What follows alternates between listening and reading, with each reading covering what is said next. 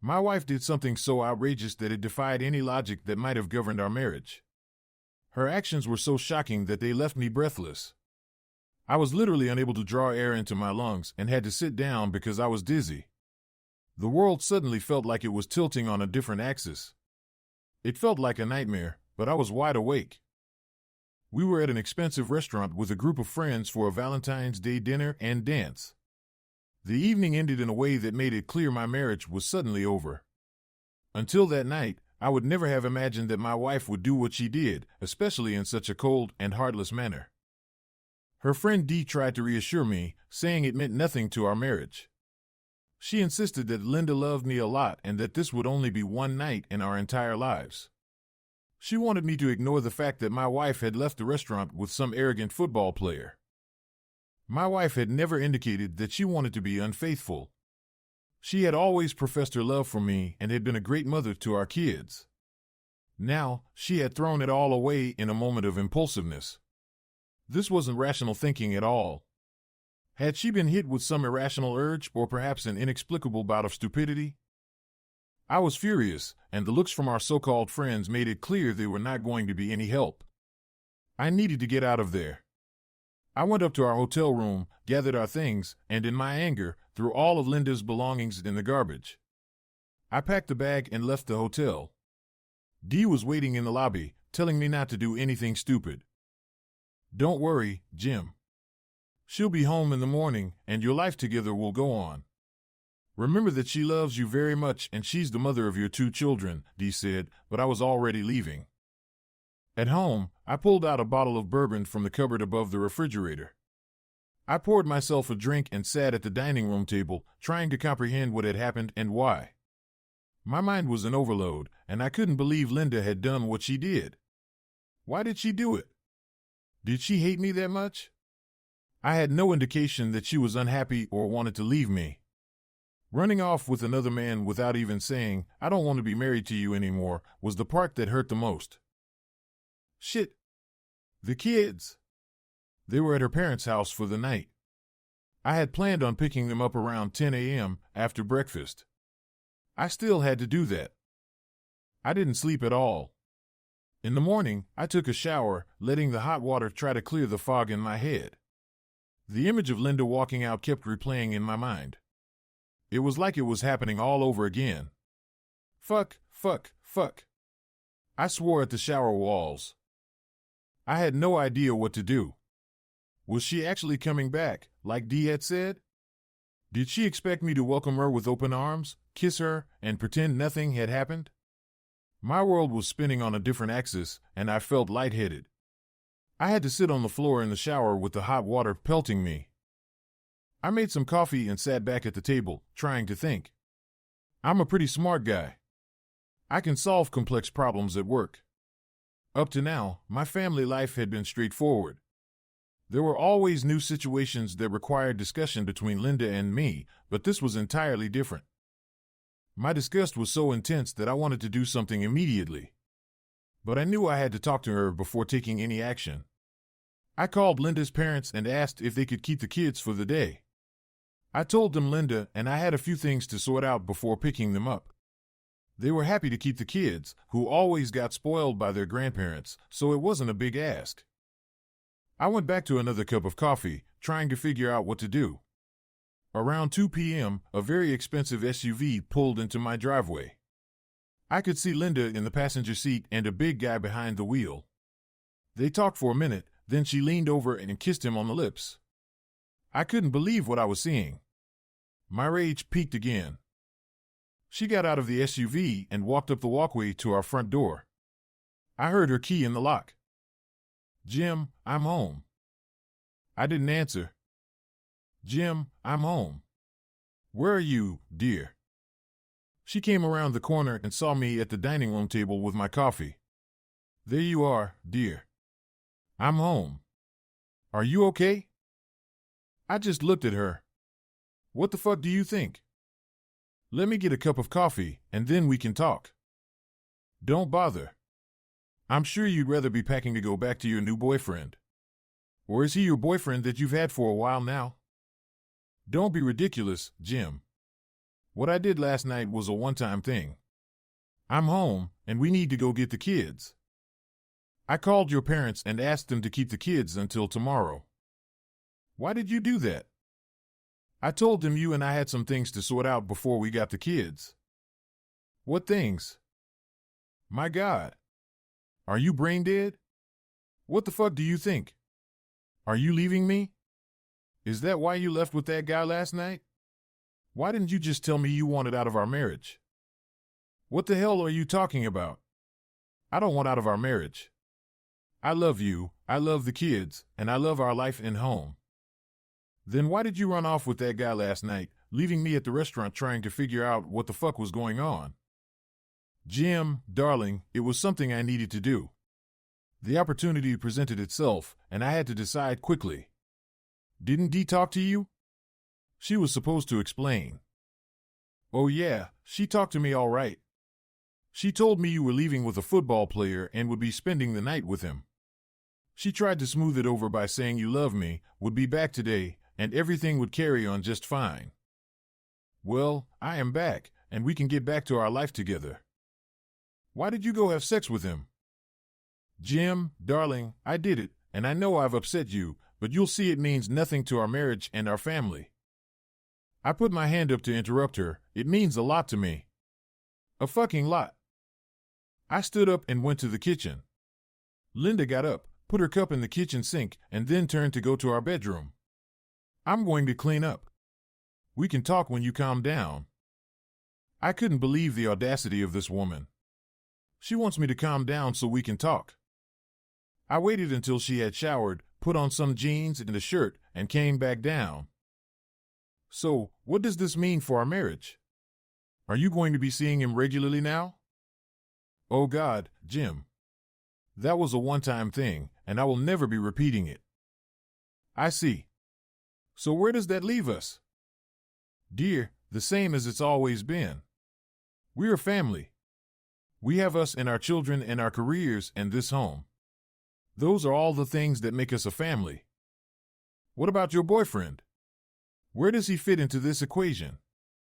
He's not my boyfriend. Get that fact into your head. There's no boyfriend.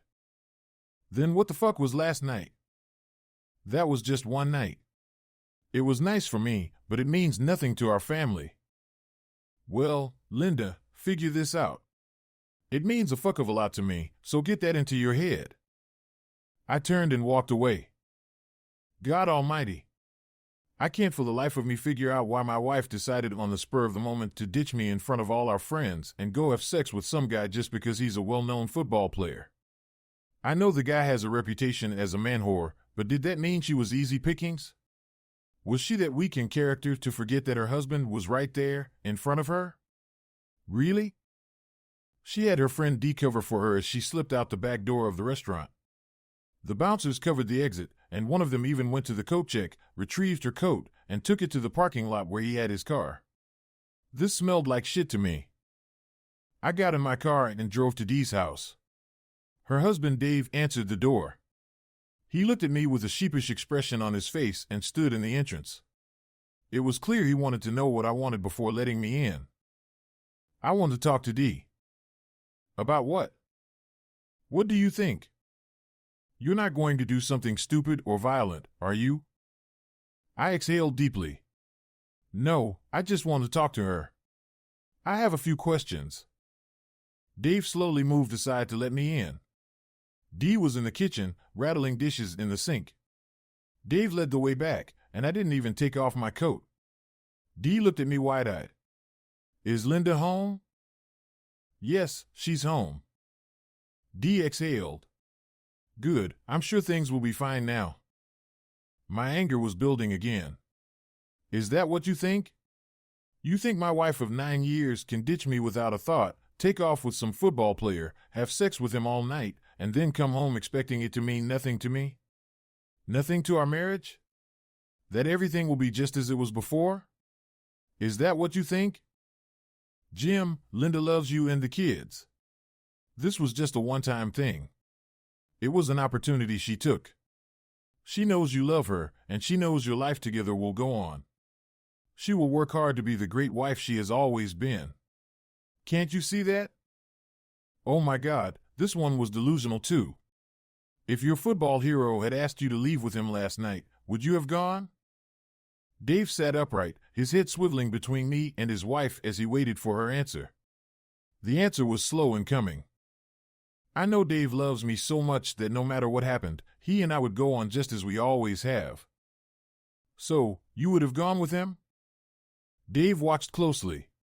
The next few seconds were crucial for his marriage to Dee. Well, he didn't ask me. He asked Linda. But if he had asked you, would you have gone with him? Would you have asked Linda to tell Dave that it meant nothing, that you still loved him, and that you'd be home the next day? Dave's blood pressure was rising, his face and neck turning red. There wasn't an answer. I looked at Dave. I'm not the only one with a problem. I got up and left. As I was letting myself out, I could hear shouting in the kitchen. I drove to a diner, deciding I needed to get a bite to eat and think. I had no clue what to do. My delusional wife thought I would just ignore the fact that she had spent the night having sex with another man. She was so secure in her understanding of our marriage dynamics that she was confident she would get her way. She would ignore my feelings, asserting that sex with him meant nothing to us. It was just something she wanted to do, and it wouldn't have any impact on our marriage, relationship, or family. How do I deal with that? Linda. I got a call from Dee telling me that Jim had been to see her and Dave, mostly to talk to her. She said he was visibly upset and had asked her if she would have left with Mark if he'd asked her. She didn't want to answer in front of Dave because she could see he was getting pissed just listening to the conversation. She hesitated in answering, and that was as good as saying yes, she would have gone. Now, Dave is pissed at her, and things are a bit cold around her house. She called to tell me that Jim was really pissed at me and that whatever plan I had to make it up to him, I better put it into action now. The thing is, I didn't have a plan. I was relying on the stability of our marriage to move beyond my one night of ecstasy with Mark. I know Mark was a one-time thing. Jim is my rock of Gibraltar. He and I are a good team, and the kids are the other half of our world. I just need to bide my time, show Jim that nothing has changed between us, and this will all go away. The less I say about Mark, the better. The sex with him was amazing, but I know I need to file it away in a corner of my brain and get back to real life. Jim will be here in a few minutes, and I need to get ready to go and pick up the kids. Jim, my cell phone has been binging constantly with text messages from Linda. There are too many to answer, so I'm ignoring all of them. I decided to go and get my kids. I drove to Linda's parents' house, went to the front door, and rang the bell. Her mother came to the door. Jim, I'll tell the kids you're here. She turned and walked back toward the kitchen. The kids were having a snack and mumbled their hello dad to me as they ate their sandwiches. I was chatting with Fred and Mary when the front door opened, and in walked Linda. She said hello to her parents and then walked back to the kitchen to see the kids. Fred and Mary must have sensed that things were not well between Linda and me, and they both gave us odd looks. Mary asked Linda, "How was your night out with your friends?" "Oh, it was fine, Mom." "Where did you go?" "You didn't mention." "We went to that restaurant in the hotel downtown." Mary looked at me. "Did you have fun, Jim?" I let out a big sigh and said, "Well, to be honest, I've had better times." "Oh, what was wrong?" I looked at Linda. "You better explain it to her rather than me. She's going to find out sooner or later." I turned and walked out of the room. Fred looked at me even more oddly than before. I told the kids to go get their things and get ready to go home. I thanked Fred and Mary for looking after them and started for the front door. They could tell I wasn't happy. I walked out the door, got in my car, and left Linda to bring the kids home. I didn't hear from either Mary or Fred for a few days, and I don't know or care what Linda told them happened Saturday night. Jim.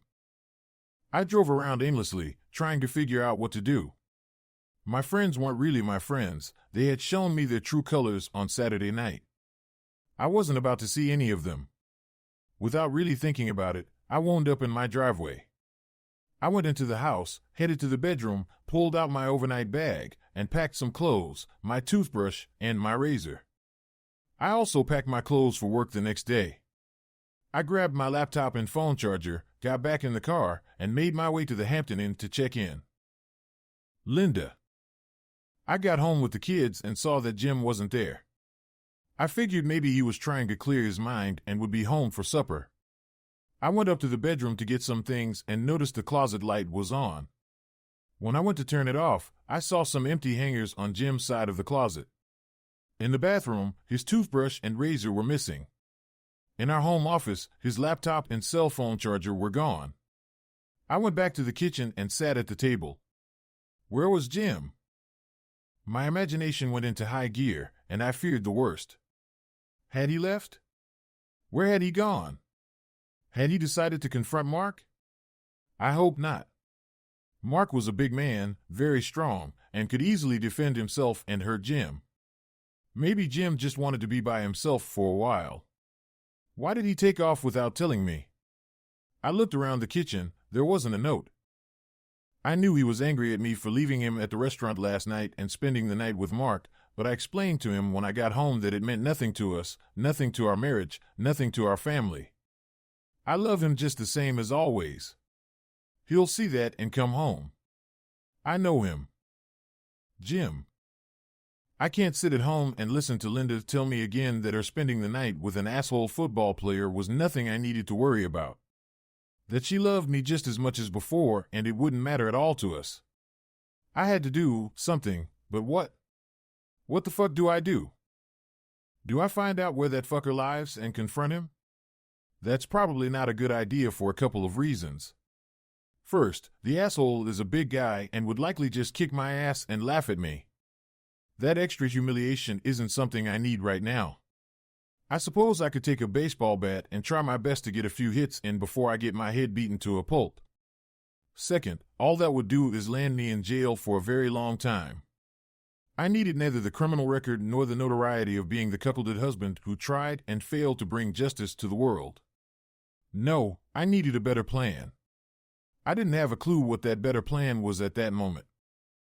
Jim. I sat in a chair in a hotel room, staring blankly at the television tuned to a news channel. I didn't even remember how I got there. I went to the minibar and grabbed a tiny bottle of dark rum and a small can of cola. I mixed them in a glass and slowly sipped the drink, hoping it might give me some clarity. Instead, it just gave me heartburn.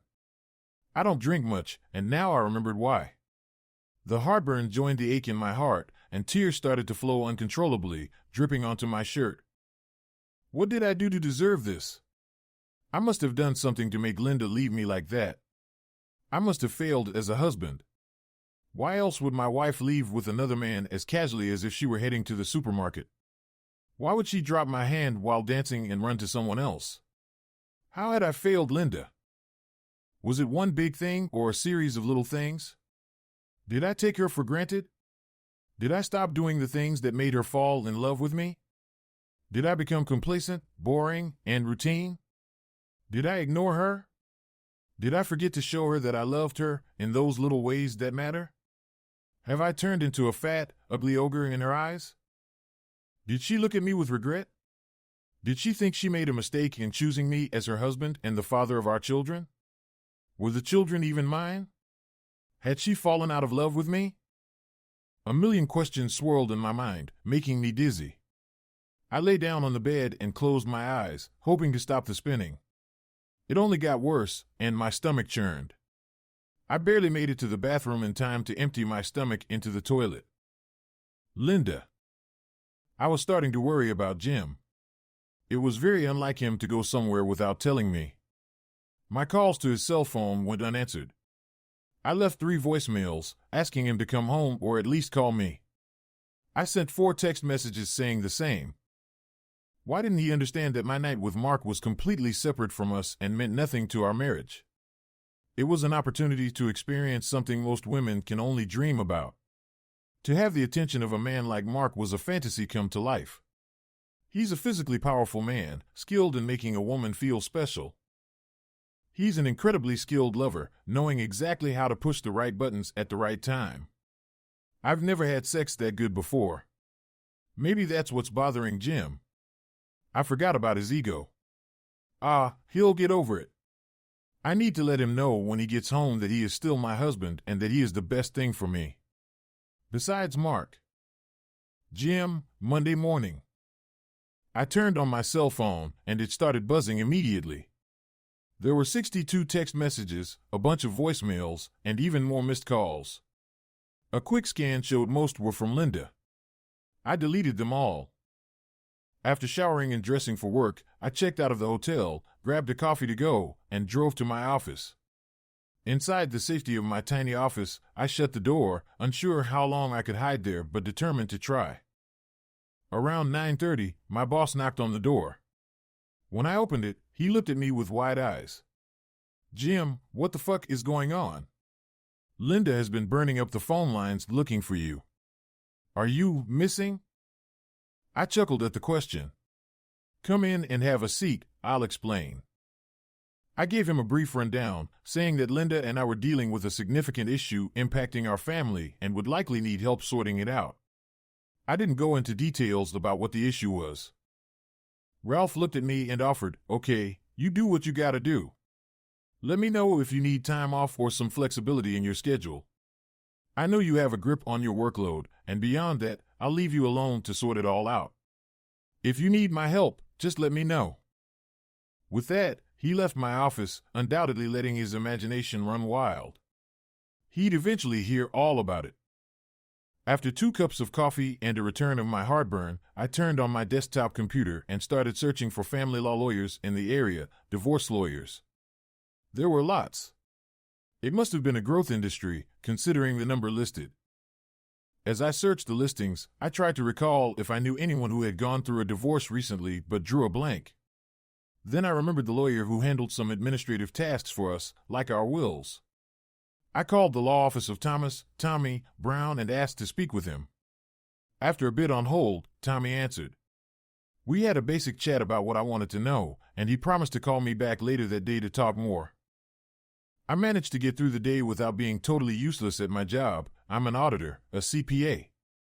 The office admin staffer was in and out of my office several times, as usual. When Tommy called me back, I closed my office door to talk to him uninterrupted.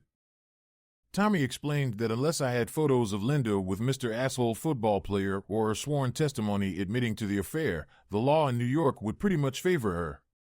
New York, much like California, usually awarded custody of children to mothers unless there was an issue of fitness.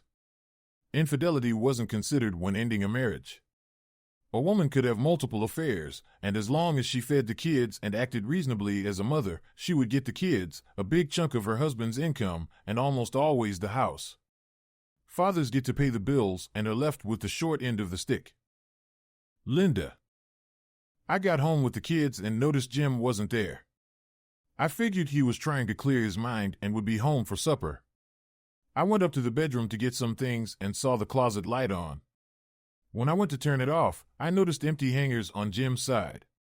His toothbrush and razor were missing from the bathroom. His laptop and cell phone charger were gone from the home office. I sat at the kitchen table, wondering where Jim had gone. Had he decided to confront Mark? I hope not. Mark was a big man and could easily hurt Jim. Maybe Jim just needed to be alone. Why had he left without telling me? There was no note. I knew he was angry about me leaving him at the restaurant and spending the night with Mark, but I had explained that it meant nothing to us, our marriage, or our family. I loved him just the same. He'd see that and come home. I know him. Jim. I couldn't sit at home and listen to Linda tell me again that her night with the football player was nothing to worry about, that she loved me just as much as before and it wouldn't matter to us. I had to do something, but what? What the fuck do I do? Do I find out where that fucker lives and confront him? Probably not a good idea. First, he's a big guy and would likely just kick my ass and laugh at me. That extra humiliation isn't something I need right now. I could take a baseball bat and try to get a few hits in before getting beaten up, but all that would do is land me in jail for a long time. I don't need a criminal record or the notoriety of being the cuckolded husband who failed to bring justice. No, I need a better plan. But I had no clue what that plan was. Custody of the children was a major concern. The prevailing notion that fathers were inferior to mothers in raising families was, in my view, irrelevant in this case. Tommy agreed, but mentioned that many fathers had voiced similar concerns in court and almost always lost. So, I could pretty much guarantee that Linda would get the kids, and I would get the privilege of paying for everything without having my kids. I decided to go home and face whatever mess my marriage and family life had become. I drove home at my usual time.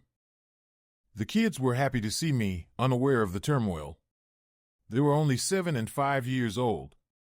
Linda tried to hug and kiss me, but I turned my head, and she kissed my cheek.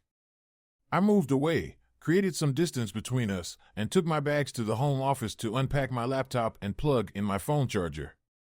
Then, I went to the bedroom, put my dirty clothes in the hamper, and took a shower.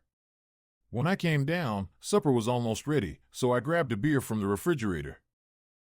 I remained silent during supper, then helped the kids with their homework and got them ready for bed.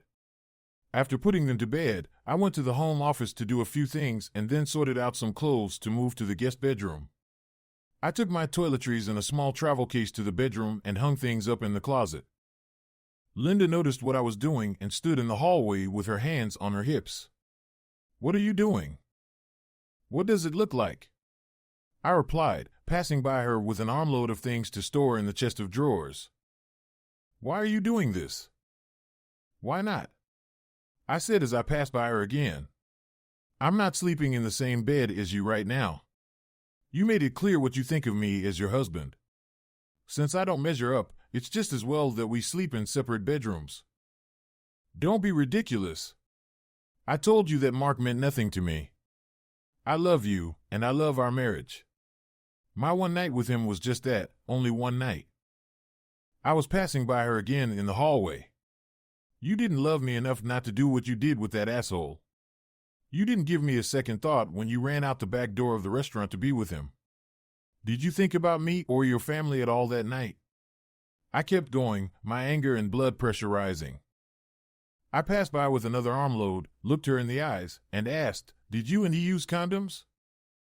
There was no answer. "Never mind, you just answered my question. Go and get checked for STDs." Linda stood in the hallway for a few seconds, then went downstairs. I kept moving a few more things, and when I was done, I went into the guest room and shut the door. I spent the rest of the night organizing my clothes and other belongings before going to bed. Sleep was difficult that night. I tossed and turned, trying to get the image of Linda having sex with that asshole out of my mind. Why did she have to go and ruin everything? If she wanted out of our marriage, she could have just talked to me. I would have tried to convince her to go to marriage counseling. Maybe this was her way of saying things were beyond repair, that counseling wasn't an option. But why does she keep insisting she loves me? She clearly isn't in love with me. My love for her is fading fast. I hate this. 1 month later. Linda. Jim is barely speaking to me. The last month has been the worst time of my life. Mark called me last week. I must have given him my number when he dropped me off at my house. We met for lunch at a small place downtown. He wore a hat and sunglasses to avoid being recognized. We talked about our night together, and he asked if I wanted to repeat it. I was flattered, but told him it wasn't a good idea. My marriage was not doing well, and if I had sex with him again, I might as well divorce Jim now and save everyone a whole lot of trouble. He seemed surprised and said he wasn't trying to cause a divorce, but if I wanted another night of great sex, to let him know. I told him I'd keep it in mind. Then we finished up and went our separate ways. The rumor mill is working overtime, and my mother keeps asking what's going on with Jim and me. I told her nothing was going on. She asked why Jim is never seen with me and why he looks so miserable when we are together. I told her that her imagination was running wild, and Jim and I were fine. She looked at me as if she didn't believe a word I said. Jim. One of my coworkers, Kim, came to me this afternoon and said she saw my wife in a restaurant downtown around noon. Kim said she was meeting her husband for lunch and was sure it was Linda at the restaurant. It caught her husband's attention because he was sure that NFL player Mark Lavalier was there at the same table with her. When Kim looked over, she recognized Linda. Kim is good with faces and remembered Linda from the company Christmas party last December. Kim's curiosity was piqued. Her husband tried to get a picture of the asshole without him knowing. He held his cell phone camera under his arm and snapped the picture. Kim looked at it and airdropped it to her phone. Then she changed seats at their table so she could watch Linda. When Kim got back to the office, she quietly came to see me and shut the door. The look on her face said this wasn't going to be good. "Jim, I need to show you this," she said, holding up her cell phone. "I took this photo a couple of hours ago at the Italian place a few blocks away. I was meeting Bill there for lunch." Kim handed me the phone. I looked at it. She might as well have hit me in the head with a hammer. My anger went through the roof. I had to remember to breathe. My heart rate skyrocketed. I exclaimed, "Fuck," as I exhaled sharply. "Sorry, Kim. That wasn't meant for you. Could I have that photo, please?" Kim took her phone back and quickly texted me the picture. A few seconds later, it appeared on my phone. "Thanks, Kim. I have to go. I have a few things to do." Kim left my office, and without saying a word to anyone, I grabbed my suit jacket and car keys, heading home on autopilot. Once home, I printed the color photo. In the garage, I fetched 2 suitcases and a couple of cardboard boxes. Methodically, I began packing Linda's belongings from the master bedroom, swiftly emptying drawers and most of the closet. Her toiletries went into another box. I carried them all downstairs and arranged them in front of the garage door, knowing she would try to park on her side. I taped the photo to one of the suitcases, mentally preparing for the storm that would soon follow. Around 4 o'clock, Linda pulled into the driveway with the kids. I greeted them, bringing the children into the kitchen and preparing a snack. Linda immediately questioned why suitcases and boxes were blocking her side of the garage. She inspected them and saw the photo of her with the other man. I remained silent, mindful of the children's presence. She went to the bedroom and shut the door. While the kids did their homework, I started dinner. Linda didn't reappear until nearly 7:30, then got into her car and left without saying a word. I didn't see if she took anything with her. I hoped she was beginning to grasp the magnitude of the disaster she had caused by having an affair with her football hero. I wondered if the sex had been worth it. She was going to pay for it, one way or another. I went to bed around 10 o'clock and heard the front door open at 11 o'clock. I heard her footsteps in the hallway, but she went to her bedroom without attempting to speak to me. That was fine by me. I wasn't in the mood to talk to her either. Linda. When I saw that photo taped to the suitcase, I realized Jim knew about my lunch with Mark. Maybe meeting him wasn't such a smart move after all. But it was just lunch. Nothing more. I went to Dee for advice. She told me to stay the course. Jim would eventually realize that one night with Mark meant nothing to our lives. Dee's husband overheard part of our conversation and interjected in the kitchen. He said I had underestimated how deeply Jim would be affected by that night with Mark. Dave bluntly stated that if Dee had done the same, he would have kicked her out 5 minutes after she returned home. He left before either of us could respond. Jim. Linda started bringing her things back into the house. I shook my head in disbelief. Did she think I would accept her meeting her lover so casually? Sure, go have lunch with your boyfriend, dear, no problem. That wasn't even remotely acceptable in my book. She was stomping around the house. If you think I'm leaving this house, Jim, forget it. I'm not going anywhere. I stood in the kitchen doorway. So, you want to see your boyfriend and live here at the same time? There is no boyfriend, get that through your skull. Then why the hell were you having lunch with him? I sighed heavily. And where did you disappear to yesterday? I can only imagine. I turned and walked away. Linda fell silent and resumed unpacking her boxes. They were bulky, but I had no intention of helping her. She got all her things back into the bedroom, and by then, I was too exhausted to care anymore and just needed sleep. The next morning, I got up, prepared for work, woke the kids, fed them, made their lunches, and got them ready for school. Linda dragged herself out of bed looking tired, and it was clear she didn't want to go to work. They wouldn't get much out of her today. 2 months later. Gym. Summer has started, and all the usual activities are in full swing. The kids are busy with soccer and t-ball, and I've been occupied trying to keep the lawn from turning into a hayfield if I don't mow it a couple of times a week. I've been residing in the guest bedroom, and the atmosphere between Linda and me remains frosty, if I had to describe it. We interact minimally, mainly concerning the children and household logistics like bills and schedules. Other than that, we lead separate lives under the same roof. I cook most meals for myself and the kids. Occasionally, Linda joins us if she feels like it. It's as if we're already divorced. I've consulted my lawyer, Tommy, whose updates haven't been optimistic. He warned me that leaving the house could financially drain me, but my priority is maintaining custody of the children. They're young and have much to learn, not just academically, but about being decent people. Linda's recent actions have set a shaky example for them. I tasked Tommy with devising a legal strategy to secure custody regardless of my marital status. Realistically, if Linda and I stay together until the kids leave for college, I intend to ask her to leave thereafter. I refuse to live with someone who betrays our marriage so casually. Her indifference to the impact of her actions speaks volumes about her character. I've even wondered if she might have developed a mental illness to believe her betrayal meant nothing. So, I'm focusing on myself first, ensuring I'm physically and emotionally well.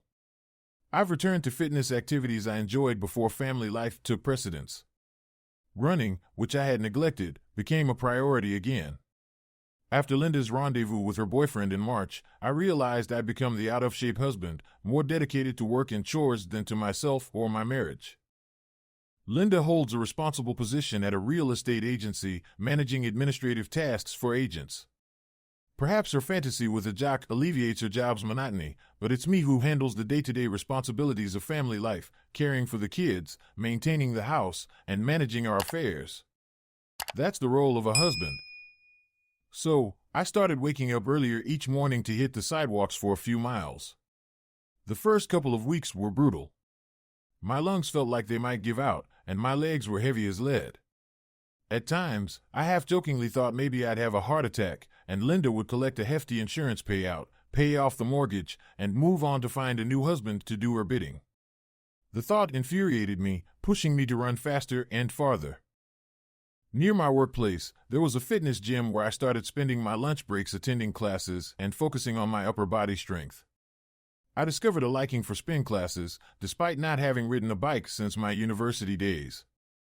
It was tough getting back into it, but once I did, I found myself enjoying it.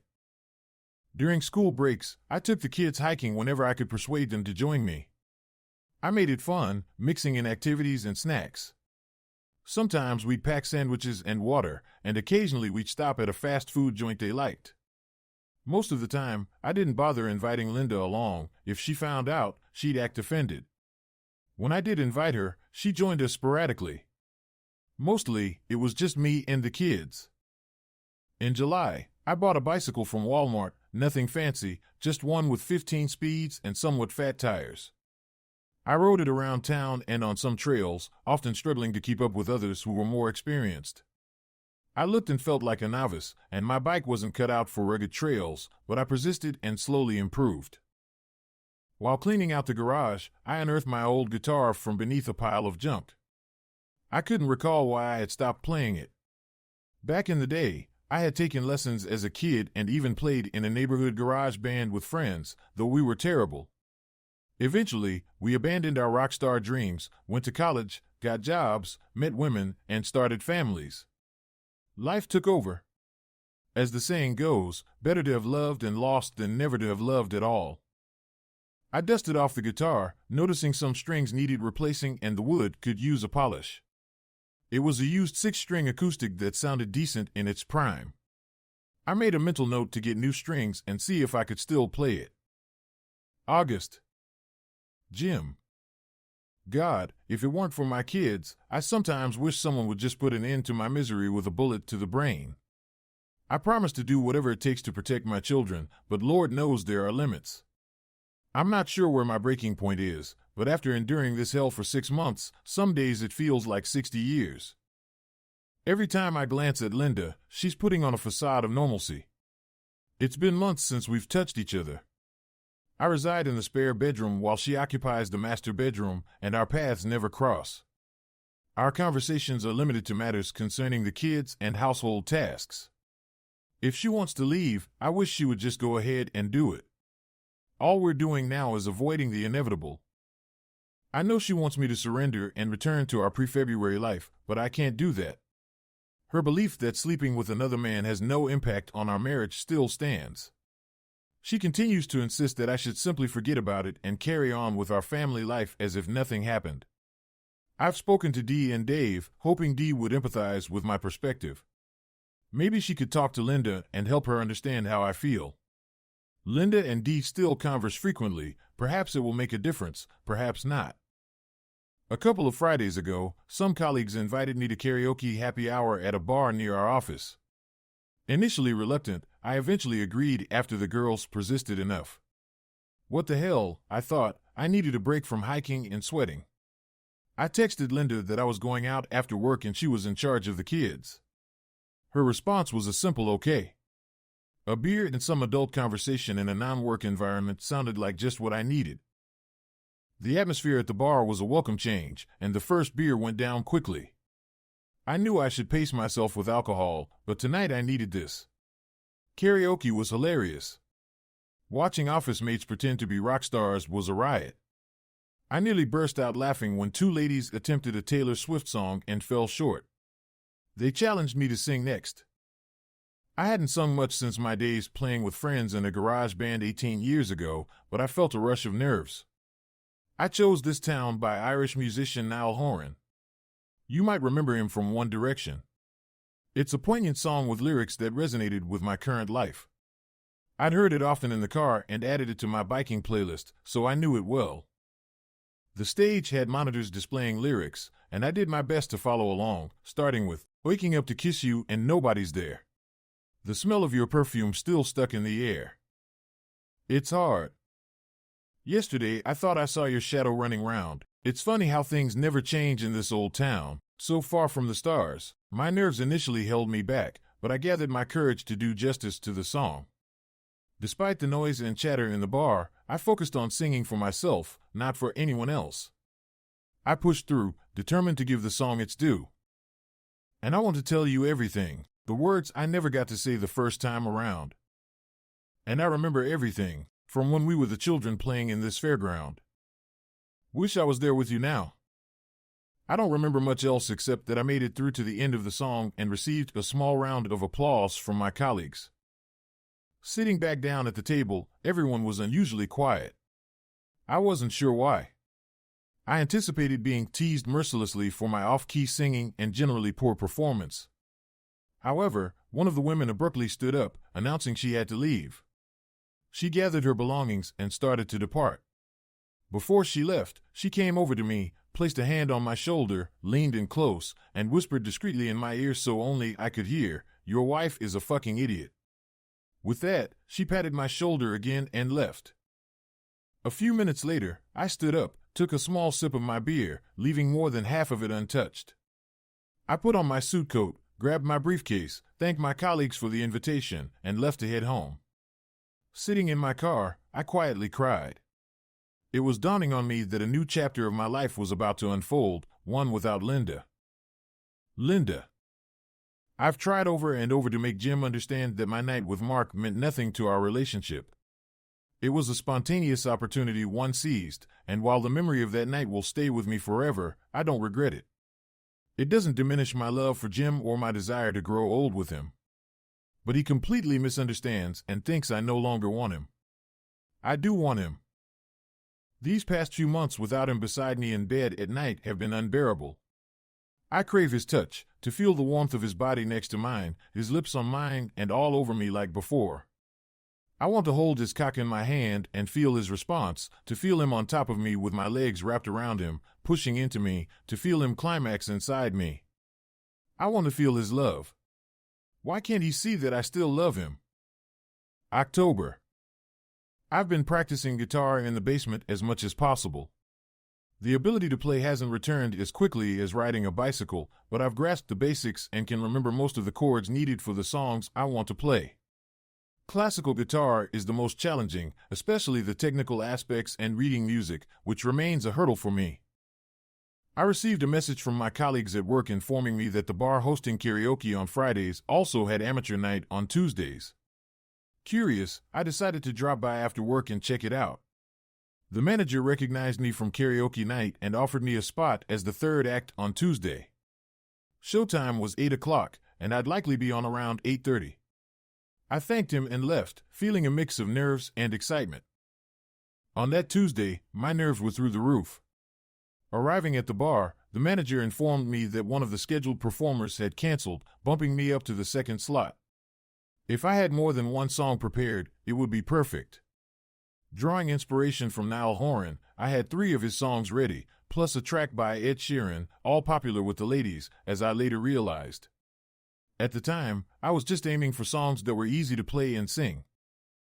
Stepping onto the stage, I was shaking with nerves. The performer before me, a young busker I recognized from downtown, wrapped up her set. Taking a sip of my beer, I adjusted the guitar strings and took a deep breath. It was now or never. For songs later, I received a decent round of applause, and the manager approached me, asking if I knew any more songs. Honestly, it had taken me weeks to prepare those. He then asked if I could play them again later for a different crowd after 10 o'clock. Figuring why not, I agreed. I started visiting the bar regularly, performing every couple of weeks. One day, a colleague from our Friday happy hour visited me at the office. She mentioned that the manager was interested in me playing for money on Thursdays. I was surprised. I didn't consider myself that good.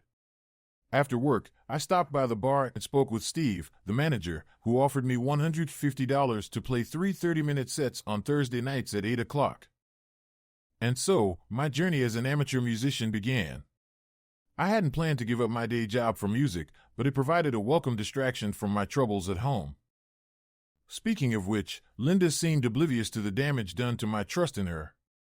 She maintained her stance that her night with another man meant nothing, brushing off my concerns with assertions of continued love. Every attempt I made to explain its impact on me was met with dismissal and a repeated mantra of, "But I love you just as much as always, why can't you see that?" I attempted to persuade her to join me in marriage counseling. I scheduled an appointment with a female counselor and informed Linda about it. I urged her to take time off work, emphasizing that this could be a step toward forgiving her infidelity. Dismissively, she waved her hand and said, "We don't need a counselor. There's nothing wrong with us that can't be fixed if you come back to our bed and we move forward with our life together." Frustrated and seeking understanding, I went to the counselor alone to gain insight into Linda's perspective. Was she suffering from a mental illness? The counselor patiently listened to my concerns, and while empathetic, she concluded that achieving resolution was impossible as long as Linda persisted with her narrative of it meant nothing. I thanked the counselor and left, choosing not to return. December. Jim. Christmas is approaching. The kids are getting excited, and some homes in the neighborhood are already adorned with festive lights. I retrieved the artificial tree from the basement and placed it in the family room, ready in its box for the kids, Linda, and me to assemble with lights and decorations. Every year, Linda has a special ornament made with our names and the year on it, a tradition since our marriage. It's quaint and kitschy, something we always did together as a family. This year, I felt uncertain. Our family felt divided. There was me with the kids, and there was Linda with the kids, but no longer Linda and Jim with the kids. It felt strange, so I decided not to bring it up. A week after the Christmas tree was up in the family room, Linda announced to the kids that she had the annual ornament made. She pulled it out of a bag and proudly hung it on the tree. The kids loved it. I remained silent. After the kids were in bed, I retired to my room and closed the door. A knock came later. "Yes?" "It's me, Jim. May I come in?" "What do you want?" "We need to talk, Jim." "No kidding." "Please, can I come in?" I stood, blocking her entry into the tiny bedroom that had been mine for almost 10 months. Okay, go ahead. Can we go downstairs and sit down to talk? It was possibly the most we had said to each other in months, aside from discussions directly involving the kids or household matters. Perhaps she was finally ready to acknowledge that we had a significant problem. Okay, let's go downstairs and talk. I grabbed a beer from the refrigerator, sensing I would need it. I sat at the dining room table, and Linda poured herself a glass of wine before sitting across from me. She took a sip of wine and cleared her throat. Jim, why do you hate me so much? Linda, I don't hate you. I hate what you did. I hate that you betrayed my love for you so easily and casually. I hate that you cared so little for me and my feelings that you ran off with another man without even telling me you were unhappy or wanted someone else. I hate that you think you're immune to the consequences of your actions. I hate that you keep lying to me. I hate that you have so little respect for me that you couldn't be honest about what you dislike about me, pushing you into the arms of another man. I hate that you disregard my feelings so much that you couldn't explain to me why you did it. I hate that you refuse to admit you did something wrong and won't take responsibility. That's what I hate. Her mouth hung open, and for the first time in months, she looked at me with a glimmer of realization about the state of our marriage. You know I love you, and he meant nothing to us. I stood abruptly and left the table. Returning to my bedroom, I shut the door behind me. Her words echoed, stuck in a loop, and I couldn't find a way to break through. She followed me to the door. Jim, please talk to me. Tell me what you want. I opened the door and met her gaze squarely. I want you to leave and put me out of my misery.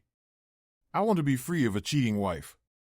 I want to escape this pain and misery. That's what I want. With that, I closed the door. Sleep eluded me that night. The week before Christmas. Jim. I had some plans in mind for the holidays. I wanted to take the kids tobogganing, skating, and enjoying winter activities. They loved winter, and so did I. Both kids had Christmas concerts at school, and Linda and I set aside our differences long enough to attend together. The concerts were fantastic, and I cheered as loudly as I could at the end. Afterwards, we treated them and discussed their plans for the school break. Both sets of grandparents were eager to see the kids, so visits were arranged. I took the kids to my parents' house for a day, and Linda took them to hers on another day. They returned home full of turkey, treats, and arms filled with presents. I had committed to performing at the downtown bar for 2 nights. The patrons were tired of Christmas music, so my other songs provided a welcome change. I was improving enough that I started to attract a small audience to my performances. On this particular night, I once again channeled my inner Neil and sang some of his popular songs like This Town and Slow Hands, which always received a warm reception. I noticed several women standing near the front of the stage, swaying to the music with their drinks in hand. Some even mouthed the lyrics along with me. Now, I'm not a handsome Irish lad like Neil, but I'm not bad-looking either. Since spring, I had shed the gut I was developing, added muscle to my upper body, started wearing contact lenses for running and biking without glasses, and adopted a more fashionable hairstyle. Unbeknownst to me, my appeal was rising among my female fans. After my set, I mingled with the patrons and was handed cocktail napkins with names and phone numbers of 2 women. This was definitely new territory for me. I realized I had value beyond what Linda had defined for me. I could be my own person, not just Linda's husband. Christmas. Jim. I had bought the kids a few gifts they had been hinting at all year. Electronics weren't on my list. I wanted them engaged mentally and physically, not glued to screens all day and night. That could wait until later in their lives. My daughter received a new bicycle, finally big enough for her and her friends to ride together. She also got a keyboard to start learning piano. I had arranged for lessons starting in January, knowing how important music was to her. My son got books and Lego, his favorite things. I looked forward to spending hours with him, building and creating. That was the best part for me. I avoided Linda. February 14th. Jim. It had been a year since Linda decided she wanted to end our marriage. We still lived together but were miles apart emotionally. We rarely spoke and never did anything together as a family. When the kids and I had activities, she rarely joined us. We didn't ask each other about our lives anymore, we just followed our schedules for the kids and the house. That was all. I'd had enough. I couldn't take it anymore. The week before, I called Tommy and asked him to prepare the paperwork. The time had come. Oddly, on the 13th, Linda asked if there was anything special I wanted to do for Valentine's Day. I told her yes. I arranged for my parents to watch the kids and planned for us to have a serious talk at home. Her face brightened briefly, then she seemed to realize the gravity of the situation. On my way home, I picked up a bottle of Linda's favorite wine and some takeout food. Before taking action, I decided to call Dee. I needed to have a serious conversation with her about Linda. I dialed her number from my office. "Hello, Dee, it's Jim. Do you have a moment to talk?" Dee's surprise was palpable. "Jim, sure. How are you?" "Dee, I know you and Linda talk frequently. I need your help." Her tone shifted cautiously. "How can I assist you, Jim? I hope this isn't a setup." "I need a favor, Dee. I need you to relay a message to Linda. We haven't been communicating much lately, and I'm not sure what's going on in her mind. I believe she'll listen to you more than she does to me these days." "Okay, what do you need me to tell her?" "It's simple. Tell her this: I surrender. I'm done." "You're saying you forgive her for that night with Mark?" "Yes, I am." "I'm sure she'll be relieved to hear that. She's been miserable waiting for you to understand that one night doesn't change how much she loves you. Just convey to her that she wins. She can pretty much do as she pleases." "I'm finished." "I'm not entirely clear on what that means, Jim." "It means exactly what I said. I'm done. She wins. Please, just tell her that." "Okay. One more thing, if you don't mind. Since Linda and I don't talk much anymore, I want to know from her best friend, does she want the freedom to see other men while married, or is she gradually moving on from our marriage?" Dee paused on the other end. "Let me rephrase, Dee. I know Linda has been seeing Mark. I don't blame her. He's the one who makes her feel alive. If she wants him, that's fine. I just want honesty between us so we don't have to hide things." More silence followed my question. "Dee, did you hear what I just said?" "Yeah, Jim, I heard. It sounds like she hasn't talked about this with you at all." "No, she hasn't. I don't even know how often she sees him, and honestly, it doesn't really matter. He's the one she wants, not me." More silence. "All right, thanks, Dee." I ended the call. Linda. I received a frantic call from Dee. "Linda, Jim just called me. He said to tell you that you win." "What does that mean? What did he mean by that?" "I have no idea. I was hoping you could shed some light." "Did he say anything else?" "Just that he's been trying for a year to make you understand what your night with Mark meant to him, Linda. He didn't sound good. He sounded defeated, like he's given up somehow." "Oh no. He mentioned doing something tonight, like ordering Chinese food. I thought it was a sign things were getting back to normal." "Linda, he knows." "Knows what?" "He knows about you and Mark." "Oh no. How does he know?" "I've been so careful. I might have let it slip. He brought it up, and I couldn't deny it. I messed up. I'm sorry." My world came crashing down. I had insisted to Jim that I loved him just as much, but now it felt like I was losing him. The pleasure I found with Mark over the past months was overshadowed by the consequences sinking in.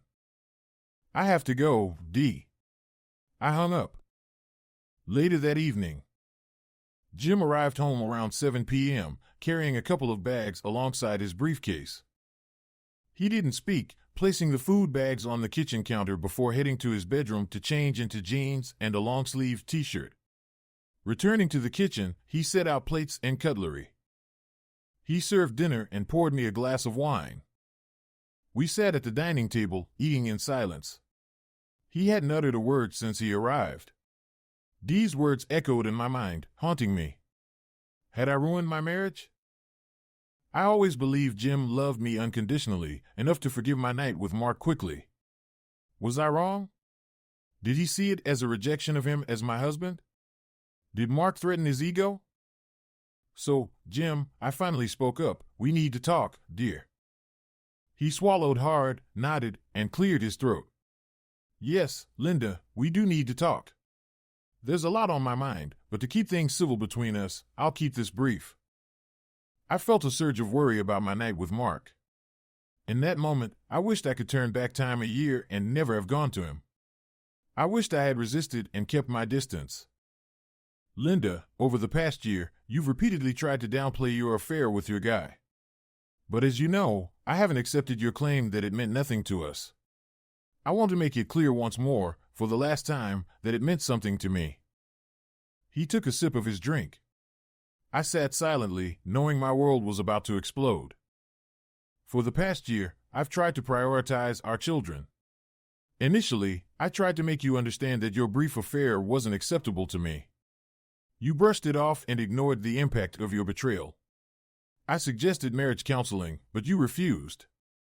So, I did what I felt I had to do to protect our kids. They were my top priority, followed by my own well-being. You became my third priority. He took another drink and a bite of food. After swallowing, he continued, for a while, you wore me down, and I almost gave in. Then you made it worse by going to lunch with your boyfriend. He's not my boyfriend. Then what would you call him? You know him well enough. I spent one night with him. Jim held up his hand to silence me. It doesn't matter now, he said. So, for a year, I've waited for you to admit regret, to acknowledge that sleeping with him might have been a mistake. Now it's my turn to take action. Jim pulled a large envelope from his briefcase and slid it across the table to me. I stared at it like it was a ticking time bomb. What's this? It's exactly what it looks like. It's for you. It lays out what I want and what I don't. Jim, I love you. Only you. That one night was just that, one night. We have a family, a future together. We'll see our kids grow up, start their own families.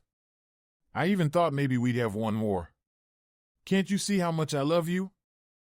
If you loved me so much, why did you throw me away so easily for a night with him? Yeah, you love me, sure. Jim took another sip of his drink and a bite of food. Yes, Linda, I suppose you love me. But it's clear you love him too. That's why you've been seeing him every month for the past year. I have evidence. I know what you've been doing. The room spun, and I felt dizzy. I gripped the sides of the table to steady myself. So, take a look at the documents in that envelope. It outlines my wishes clearly. We'll share custody of the children, I'll stay in the house with them, and you'll find another place to live, but have liberal visitation rights. I'll need a small amount of child support to go into their education funds. I couldn't believe what Jim was saying, but he continued. Let me make this clear now, under no circumstances will I allow your boyfriend near my children. That's non-negotiable, as long as I'm alive. He took another bite of his food. I fought back the urge to vomit. Oh my God. I'll give you a reasonable amount of time to find a new place. It's all in the documents. Open the envelope and see for yourself if you don't believe me. My hands trembled, tears streamed down my face, and my nose started to run. I pulled out the bundle from the envelope, and the top items were large photos. The first one showed me entering Mark's house, his arm around my waist, mine around his. There were several more pictures, but I didn't need to see them. Jim glanced at the photo and pointed, that was about 9 months ago. It was the first time I had someone follow you. After that, I checked in a couple more times to see how often you met him. I stuttered, but you've been ignoring me. You know, if you had admitted you made a mistake, apologized for your infidelity that one night, maybe I could have forgiven you, and maybe we could have stayed married. But you never did. Not once did you acknowledge your mistake or apologize. Instead, you justified your actions by saying you loved me. That's not love. Jim set down his fork and pushed his plate away, barely eating half. He took a small sip from his glass and pushed that away too. I'm going out. I have a date. I met her a few months ago. She's divorced with a child. We met biking, and she's been coming to watch me play at the downtown bar. The kids have met her and her daughter. I think they like her. He stood up from the table. You have a few days to get your things sorted. He turned and went to the bathroom to freshen up and change. He came out in a sports jacket and tie. I watched my life walk out the door. The following week passed in a blur. I consulted a lawyer to explore my options. She reviewed Jim's documents and then regarded me with disdain. So, how much do you want to fight this? Not likely. Lavalier is a well-known womanizer, and there's a long trail of women he's bedded and discarded after their husbands kicked them to the curb. You've just joined the list of notches on his bedpost. Jesus. Jesus can't help you here. I can't do much either. The family law judges here are all women, and they despise cheaters, whether men or women. Your best bet is to agree to what your husband wants and stay on his good side if you want regular access to your kids. If we go to court and your husband shows these photos to the judge, you're finished. She regarded me as if I were the most foolish person on the planet, despite my paying her. We could try marriage counseling. Your husband might soften if we pursue that route, but given he waited a year, a few sessions won't likely sway him. No, I think your options are pretty limited here. Sign and let's get this over with. Okay. I took the documents and signed where indicated. My lawyer looked at me sadly. Did you ever consider just begging him for forgiveness? Getting on your knees, admitting your foolishness, apologizing, and asking for his forgiveness? I didn't respond. She sighed. No, I suppose you didn't. We shook hands, and I left. Jim. The last 6 months have flown by. Linda moved into a 2-bedroom apartment near her work. The kids have handled it better than I expected. They told me some of their friends at school also have parents who don't live together. Divorce is unfortunately common now. I've arranged after-school care, and I work from home more often than before. Linda has the kids every other weekend, and she's been a good mother to them. I've started dating. Laura, whom I met while biking, is a lovely woman. She's 36 and has a 10-year-old daughter. Laura is an epidemiologist who cares for patients at the hospital and teaches part-time at the medical school in the city. As far as I know, Linda isn't dating anyone. The football player dumped her when he found out about the divorce. He only likes married lovers. Humiliation is his thing. Ironically, he got a taste of his own medicine when one of the husbands of the women he'd been involved with attacked him, ending his football career. If charges are ever brought, I plan to contact their lawyer and contribute to the man's legal fees. It's only fair. Linda. If I could have glimpsed into the future for just a moment and seen the consequences of indulging in the fantasy I entertained before that night with Mark, I would have turned away when he asked me to dance. I tried to evade the repercussions by disregarding Jim's feelings. Yet, I kept repeating the same mistake.